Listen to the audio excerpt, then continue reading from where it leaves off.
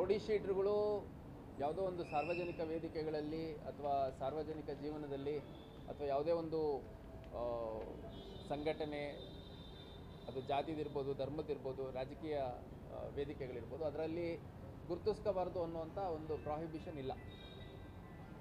ಈಗ ಮುಖ್ಯವಾಹಿನಿಗೆ ಬರಲಿಕ್ಕೆ ಎಲ್ಲರಿಗೂ ಅವಕಾಶ ಇದೆ. ಭಾಳಷ್ಟು ಜನ ಈ ಥರ ಕೆಟ್ಟ ಚಟುವಟಿಕೆಯಲ್ಲಿ ತೊಡಗಿಕೊಂಡು ನಂತರ ಮುಖ್ಯವಾಹಿನಿಗೆ ಬಂದು ಭಾಳಷ್ಟು ಒಳ್ಳೆ ಕೆಲಸ ಮಾಡಿರುವಂಥ ಉದಾಹರಣೆಗಳು ಅಲ್ಲಲ್ಲಿ ನಮಗೆ ನೋಡ್ಲಿಕ್ಕೆ ಸಿಗುತ್ತೆ. ಮುಖ್ಯವಾಹಿನಿಗೆ ಬರೋರಿಗೆ ಸದಾ ಸ್ವಾಗತ ಇರುತ್ತೆ.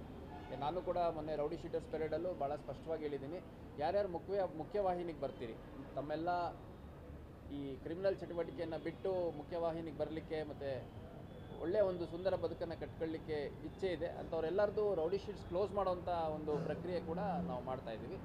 ಅದ್ರ ಜೊತೆಗೆ ಈ ಥರ ವೇದಿಕೆಗಳನ್ನು ವೈಯಕ್ತಿಕ ಗ್ಲೋರಿಫಿಕೇಷನ್ಗೆ ಉಪಯೋಗಿಸ್ಕೊಂಡು ಅದರಿಂದ ಏನಾದರೂ ಕ್ರಿಮಿನಲ್ ಆ್ಯಕ್ಟಿವಿಟಿ ಅಥವಾ ರೌಡಿ ಚಟುವಟಿಕೆಗಳು ಅಥವಾ ಗೂಂಡಾ ಪ್ರವೃತ್ತಿಯನ್ನು ಮಾಡೋವಂಥವ್ರಿದ್ದರೆ ಅಂಥವ್ರು ಯಾವುದೇ ವೇದಿಕೆ, ಯಾವುದೇ ಒಂದು ಪ್ಲ್ಯಾಟ್ಫಾರ್ಮ್ಸಲ್ಲಿ ಅವರ ಒಂದು ವಿಸಿಬಿಲಿಟಿ ಇದ್ದರೂ ಅಂಥವ್ರ ಮೇಲೆ ಕ್ರಮ ಕೈಗೊಳ್ಳಲಾಗುತ್ತೆ.